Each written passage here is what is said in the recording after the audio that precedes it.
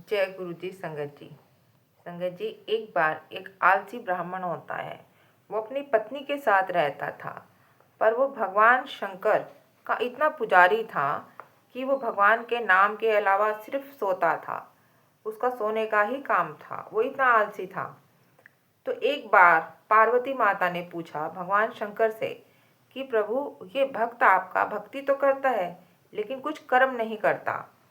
तब प्रभु कहते हैं कि पिछले जन्म में ये एक आलसी गधा था और मंदिर के बाहर जाके सो जाता था।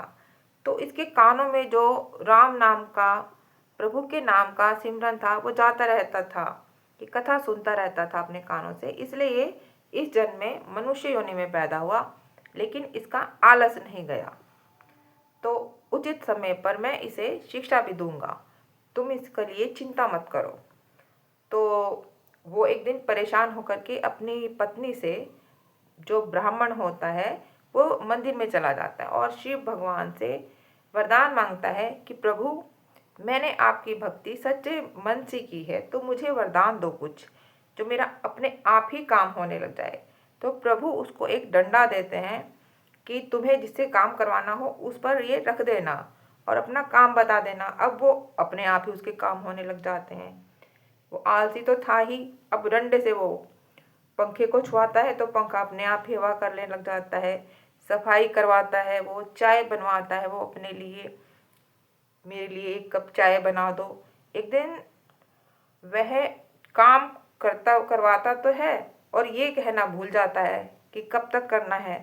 तो उसने बहुत सारे पकवान मंगवा लिए। अब वो सोचने लगा कि ये डंडा अगर मेरे मुंह में भी डाल दे, पकवान मेरे मुंह में जाते रहें तो कितना अच्छा हो। तो पर वो ये कहना भूल जाता है कि कब तक जाते रहें, मेरे पेट भरने तक जाते रहें, ये कहना भूल जाता है। जैसे कि शिवजी भगवान ने उसको कहा था कि जब तक काम करते हुए इसे तुम बंद करोगे अगर, तो ये मेरे पास उल्टा वापस आ जाएगा। तो संगत जी, हमें अपने कर्म खुद ही करने चाहिए और जब तक हमारा मन करे तब तक हम कर्म कर सकते हैं।